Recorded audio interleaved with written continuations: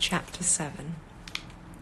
Mr. Bennet's property consisted almost entirely of an estate of £2,000 a year, which, unfortunately for his daughters, was entailed in default of heirs male on a distant relation, and their mother's fortune, though ample for her situation in life, could but ill supply the deficiency of his.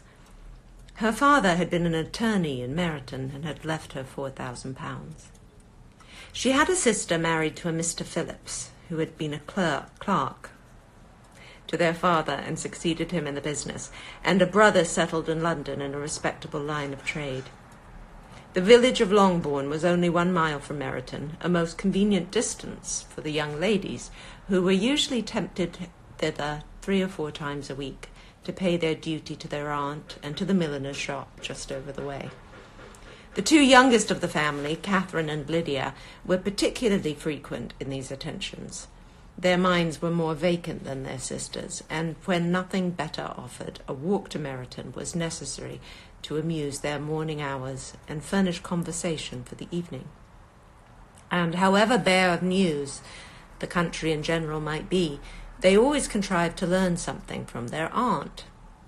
At present, indeed, they were well supplied both with news and happiness by the recent arrival of a militia regiment in the neighbourhood.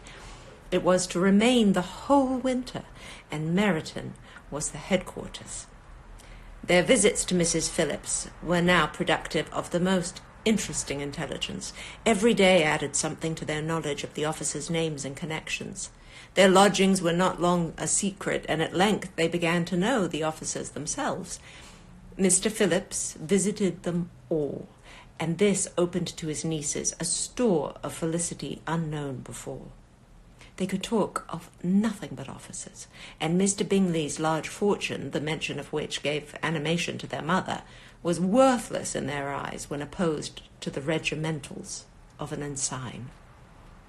After listening one morning to their effusions on this subject, Mr. Bennet coolly observed, "From all that I can collect by your manner of talking, you must be two of the silliest girls in the country. I have suspected it some time, but I am now convinced." Catherine was disconcerted and made no answer, but Lydia, with perfect indifference, continued to express her admiration of Captain Carter and her hope of seeing him in the course of the day, as he was going the next morning to London. "I am astonished, my dear," said Mrs. Bennet, "that you should be so ready to think of your own children silly. If I wished to think slightingly of anybody's children, it should not be of my own, however. If my children are silly, I must hope to be always sensible of it." "Yes, but as it happens, they are all of them very clever." "That is the only point, I flatter myself, on which we do not agree. I had hoped that our sentiments coincided in every particular, but I must so far differ from you as to think our 2 youngest daughters uncommonly foolish." "My dear Mr. Bennet, you must not expect such girls to have the sense of their father and mother. When they get to our age, I dare say they will not think about officers any more than we do. I remember the time when I liked a red coat myself very well, and indeed so I do still at my heart. And if a smart young colonel with 5,000 or 6,000 a year should want one of my girls, I should not say nay to him. And I thought Colonel Forster looked very becoming the other night at Sir William's in his regimentals." "Mamma!" cried Lydia, "my aunt says that Colonel Forster and Captain Carter do not go so often to Miss Watson's as they did when they first came. She sees them now very often standing in Clark's library." Mrs. Bennet was prevented replying by the entrance of the footman with a note for Miss Bennet. It came from Netherfield, and the servant waited for an answer. Mrs. Bennet's eyes sparkled with pleasure, and she was eagerly calling out while her daughter read, "Well, Jane, who is it from? What is it about? What does he say? Well, Jane, make haste and tell us. Make haste, my love." "It is from Miss Bingley," said Jane, and then read it aloud. My dear friend, if you are not so compassionate as to dine today with Louisa and me, we shall be in danger of hating each other for the rest of our lives, for a whole day's tete-a-tete between two women can never end without a quarrel. Come as soon as you can on receipt of this. My brother and the gentlemen are to dine with the officers. Yours ever, Caroline Bingley. With the officers? Cried Lydia. I wonder my aunt did not tell us of that. Dining out, said Mrs. Bennet. That is very unlucky. Can I have the carriage? Said Jane.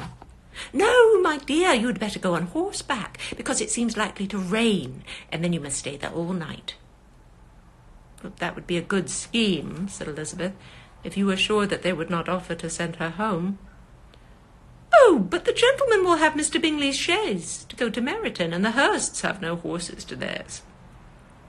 I had much rather go in the coach. But, my dear, your father cannot spare the horses, I'm sure.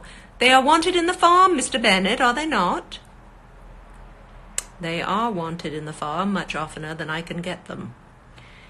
But if you have got them today, said Elizabeth, my mother's purpose will be answered. She did at last extort from her father an acknowledgment that the horses were engaged. Jane was therefore obliged to go on horseback, and her mother attended her to the door with many cheerful prognostics of a bad day. Her hopes were answered. Jane had not been gone long before it rained hard. Her sisters were uneasy for her, but her mother was delighted. The rain continued the whole evening without interruption. Jane certainly could not come back. This was a lucky idea of mine indeed, said Mrs. Bennet more than once, as if the credit of making it rain were all her own. Till the next morning, however, she was not aware of all the felicity of her contrivance. Breakfast was scarcely over when a servant from Netherfield brought the following note for Elizabeth. My dearest Lizzie, I find myself very unwell this morning, which I suppose is to be imputed by my getting wet through yesterday. My kind friends will not hear of my returning till I am better. They insist also on my seeing Mr. Jones. Therefore do not be alarmed if you should hear of his having been to me.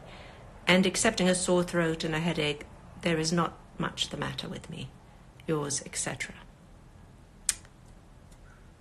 Well, my dear, said Mr. Bennet, when Elizabeth had read the note aloud, if your daughter should have a dangerous fit of illness, if she should die, it would be a comfort to know that it was all in pursuit of Mr. Bingley and under your orders. Oh, I am not afraid of her dying. People do not die of little trifling colds. She will be taken good care of. As long as she stays there, it is all very well. I would go and see her, if I could have the carriage. Elizabeth, feeling rather anxious, was determined to go to her, though the carriage was not to be had, and as she was no horsewoman, walking was her only alternative. She declared her resolution. How can you be so silly, cried her mother, as to think of such... I don't know what it looked like for you. It just told me I had low battery. Sorry. As to think of such a thing. In all this dirt, you will not be fit to be seen when you get there. I shall be very fit to see Jane, which is all I want. Is this a hint to me, Lizzie, said her father, to send for the horses? No, indeed. I do not wish to avoid the walk. The distance is nothing when one has a motive. Only 3 miles. I shall be back by dinner. I admire the activity of your benevolence, observed Mary, but every impulse of feeling should be guided by reason, and in my opinion, exertion should always be in proportion to what is required. We will go as far as Meryton with you, said Catherine and Lydia. Elizabeth accepted their company, and the 3 young ladies set off together. If we make haste, said Lydia as they walked along, perhaps we may see something of Captain Carter before he goes. In Meryton they parted. The two youngest repaired to the lodgings of one of the officers' wives, and Elizabeth continued her walk alone, crossing field after field at a quick pace, jumping over stiles and springing over puddles with impatient activity, and finding herself at last within view of the house, with weary ankles, dirty stockings, and a face glowing with the warmth of exercise. She was shown into the breakfast parlour, where all but Jane were assembled, and where her appearance created a great deal of surprise. That she should have walked 3 miles so early in the day, in such dirty weather, and by herself, was almost incredible to Mrs. Hurst and Miss Bingley, and Elizabeth was convinced that they held her in contempt for it. She was received, however, very politely by them, and in their brother's manners there was something better than politeness. There was good humour and kindness. Mr. Darcy said very little, and Mr. Hurst nothing at all. The former was divided between admiration of the brilliance which exercise had given to her complexion, and doubt as to the occasions justifying her coming so far alone. The latter was thinking only of his breakfast. Her inquiries after her sister were not very favourably answered. Miss Bennet had slept ill, and though up, was very feverish, and not well enough to leave her room. Elizabeth was glad to be taken to her immediately, and Jane, who had only been withheld by the fear of giving alarm or inconvenience from expressing in her note how much she longed for a visit, was delighted at her entrance. She was not equal, however, to much conversation, and when Miss Bingley left them together, could attempt little besides expressions of gratitude for the extraordinary kindness she was treated with. Elizabeth silently attended her. When breakfast was over, they were joined by the sisters, and Elizabeth began to like them herself when she saw how much affection and solicitude they showed for Jane. The apothecary came, and having examined his patient, said, as might be supposed, that she had caught a violent cold, and that they must endeavour to get the better of it, advised her to return to bed, and promised her some draughts. The advice was followed readily, for the feverish symptoms increased, and her head ached acutely. Elizabeth did not quit her room for a moment, nor were the other ladies often absent. The gentlemen being out, they had, in fact, nothing to do elsewhere. When the clock struck 3, Elizabeth felt that she must go, and very unwillingly said so. Miss Bingley offered her the carriage, and she only wanted a little pressing to accept it, when Jane testified such concern in parting with her that Miss Bingley was obliged to convert the offer of the chaise to an invitation to remain at Netherfield for the present. Elizabeth most thankfully consented, and a servant was dispatched to Longbourn to acquaint the family with her stay and bring back a supply of clothes. I think I have a little more battery. Chapter 8. At 5 o'clock, the two ladies retired to dress, and at 6:30 Elizabeth was summoned to dinner. To the civil inquiries which then poured in, and amongst which she had the pleasure of distinguishing the much superior solicitude of Mr. Bingley's, she could not make a very favourable answer. Jane was by no means better. The sisters, on hearing this, repeated 3 or 4 times how much they were grieved, how shocking it was to have a bad cold, and how excessively they disliked being ill themselves, and then thought no more of the matter, and their indifference towards Jane, when not immediately before them, restored Elizabeth to the enjoyment of all her former dislike. Their brother, indeed, was the only one of the party whom she could regard with any complacency. His anxiety for Jane was evident, and his attentions to herself most pleasing, and they prevented her feeling herself so much an intruder as she believed she was considered by the others. She had very little notice from any but him. Miss Bingley was engrossed by Mr. Darcy, her sister scarcely less so, and as for Mr. Hurst, by whom Elizabeth sat, he was an indolent man who lived only to eat, drink, and play at cards, who, when he found her to prefer a plain dish to a, now I don't know this word, ragout, I don't know. I know what it is. I know how to spell it. I know how to read it. I don't know how to pronounce it. So you know what I mean. A rag out. Had nothing to say to her. When dinner was over, she returned directly to Jane, and Miss Bingley began abusing her as soon as she was out of the room. Her manners were pronounced to be very bad indeed. She didn't know how to say rag out, clearly. A mixture of pride and impertinence. She had no conversation, no style, no beauty. Mrs. Hurst thought the same and added, "She has nothing, in short, to recommend her, but being an excellent walker. I shall never forget her appearance this morning. She really looked almost wild." "She did indeed, Louisa. I could hardly keep my countenance. Very nonsensical to come at all. Why must she be scampering about the country because her sister had a cold? Her hair so untidy, so blousy. Yes, and her petticoat. I hope you saw her petticoat, 6 inches deep in mud, I'm absolutely certain. And the gown, which had been let down to hide it, not doing its office." "Your picture may be very exact, Louisa," said Bingley, "but this was all lost upon me. I thought Miss Elizabeth Bennet looked remarkably well when she came into the room this morning. Her dirty petticoat quite escaped my notice." "You observed it, Mr. Darcy, I am sure," said Miss Bingley, "and I am inclined to think that you would not wish to see your sister make such an exhibition." "Certainly not." "To walk 3 miles or 4 miles... Now, who is this talking? Yes, to walk 3 miles or 4 miles or 5 miles or whatever it is, above her ankles in dirt and alone, quite alone. What could she mean by it? It seems to me to show an abominable sort of conceited independence, a most country town indifference to decorum." "It shows an affection for her sister that is very pleasing," said Mr. Bingley. "I am afraid, Mr. Darcy," observed Miss Bingley in a half-whisper, "that this adventure has rather affected your admiration of her fine eyes." "Not at all," he replied. "They were brightened by the exercise."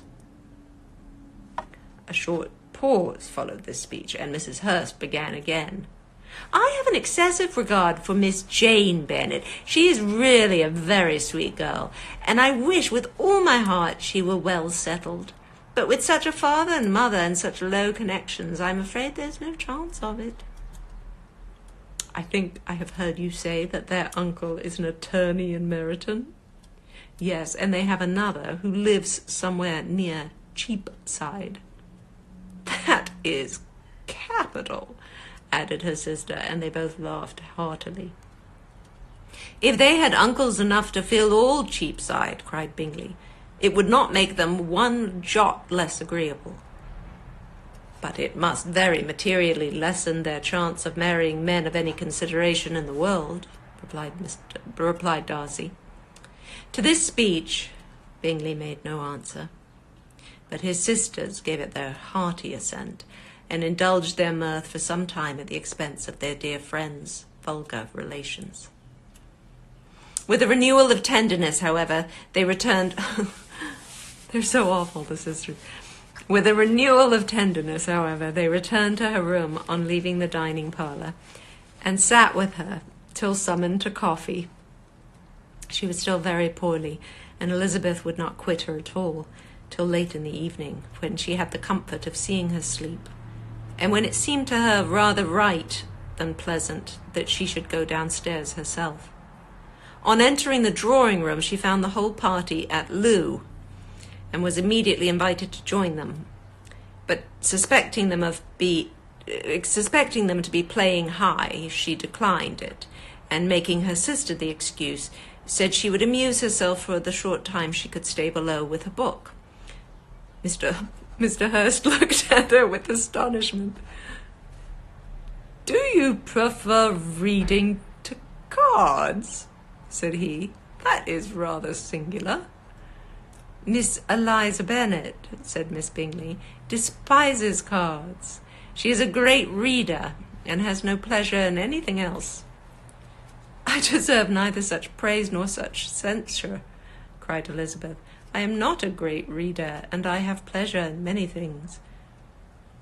"In nursing your sister, I am sure you have pleasure," said Bingley, "and I hope it will be soon increased by seeing her quite well." Elizabeth thanked him from her heart, and then walked towards the table where a few books were lying. He immediately offered to fetch her others, all that his library afforded. "And I wish my collection were larger for your benefit and my own credit, but I am an idle fellow, and though I have not many, I have more than I have ever looked into." Elizabeth assured him that she could suit herself perfectly with those in the room. "I am astonished," said Miss Bingley, "that my father should have left so small a collection of books. What a delightful library you have at Pemberley, Mr. Darcy."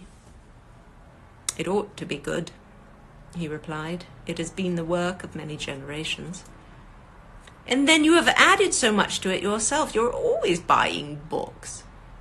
"I cannot comprehend the neglect of a family library in such days as these."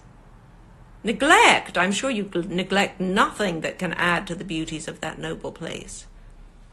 Charles, when you build your house, I wish it may be half as delightful as Pemberley." "I wish it may. But I would really advise you to make your purchase in that neighbourhood and take Pemberley for a kind of model. There is not a finer county in England than Derbyshire." "With all my heart. I will buy Pemberley itself if Darcy will sell it." "I am talking of possibilities, Charles." "Upon my word, Caroline, I should think it more possible to get Pemberley by purchase than by imitation." Elizabeth was so much caught with what passed as to leave her very little attention for her book, and soon, laying it wholly aside, she drew near the card table and stationed herself between Mr. Bingley and his eldest sister to observe the game. "Is Miss Darcy much grown since the spring?" said Miss Bingley. "Will she be as tall as I am?" "I think she will. She is now about Miss Elizabeth Bennet's height, or rather taller." "How I long to see her again! I never met with anybody who delighted me so much. Such a countenance, such manners, and so extremely accomplished for her age. Her performance on the pianoforte is exquisite. Or exquisite. I can never remember which is American and which is English. One of them. It is exquisitely exquisite. It is amazing to me," said Bingley, "how young ladies can have patience to be..." "It is amazing to me," said Bingley, "how young ladies can have patience to be so very accomplished as they all are." "All young ladies accomplished? My dear Charles, what do you mean?" "Yes, all of them, I think. They all paint tables, cover screens, and net purses. I scarcely know anyone who cannot do all this, and I am sure I never heard a young lady spoken of for the first time without being informed that she was very accomplished." "Your list of the common extent of accomplishments," said Darcy, "has too much truth. The word is applied to many a woman who deserves it no otherwise than by netting a purse or covering a screen. But I am very far from agreeing with you in your estimation of ladies in general. I cannot boast of knowing more than half a dozen in the whole range of my acquaintance that are really accomplished." "Nor I am sure," said Miss Bingley. "Then," observed Elizabeth, "you must comprehend a great deal in your idea of an accomplished woman." "Yes, I do comprehend a great deal in it." "Oh, certainly," cried his faithful assistant. "No one can be really esteemed accomplished who does not greatly surpass what is usually met with. A woman must have a thorough knowledge of music, singing, drawing, dancing, and the modern languages to deserve the word. And besides all this, she must possess a certain something in her air and manner of walking, the tone of her voice, her address and expressions, or the word will be but half deserved." "All this she must possess," added Darcy. "And to all this she must yet add something more substantial in the improvement of her mind by extensive reading." "I am no longer surprised by your knowing only 6 accomplished women." I rather wonder now at you knowing any. Are you so severe upon your own sex, as to doubt the possibility of all this? I never saw such a woman. I never saw such capacity and taste and application and elegance as you describe united. Mrs. Hurst and Miss Bingley both cried out against the injustice of her implied doubt, and were both protesting that they knew many women who answered this description, when Mr. Hurst called them to order with bitter complaints of their inattention to what was going forward. As all conversation was thereby at an end, Elizabeth soon afterwards left the room. Elizabeth Bennet, said Miss Bingley, when the door was closed on her, is one of those young ladies who seek to recommend themselves to the other sex by undervaluing her own. And with many men, I dare say it succeeds. But in my opinion, it is a paltry device, a very mean art. Undoubtedly, replied Darcy, to whom this remark was chiefly addressed. There is a meanness in all the arts which ladies sometimes condescend to employ for captivation. Whatever bears affinity to cunning is despicable. Miss Bingley was not so entirely satisfied with this reply as to continue the subject. Elizabeth joined them again, only to say that her sister was worse, and that she could not leave her. Bingley urged Mr. Jones being sent for immediately, while his sisters, convinced that no country advice could be of any service, recommended an express to town for one of the most eminent physicians. This she would not hear of, but she was not so unwilling to comply with their brother's proposal, and it was settled that Mr. Jones should be sent for early in the morning, if Miss Bennet were not decidedly better. Bingley was quite uncomfortable. His sisters declared that they were miserable. They solaced their wretchedness, however, by duets after supper, while he could find no better relief to his feelings than by giving his housekeeper directions that every attention might be paid to the sick lady and her sister. Hope you guys are all hanging in there. I can't remember how to turn it. There we go.